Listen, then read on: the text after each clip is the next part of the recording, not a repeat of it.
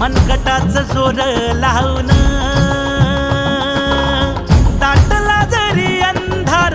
एकजूट होऊ आज दिवा देऊ तेज दावर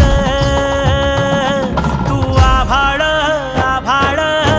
वादळ तुझं तू राजा आसमानीचं बळ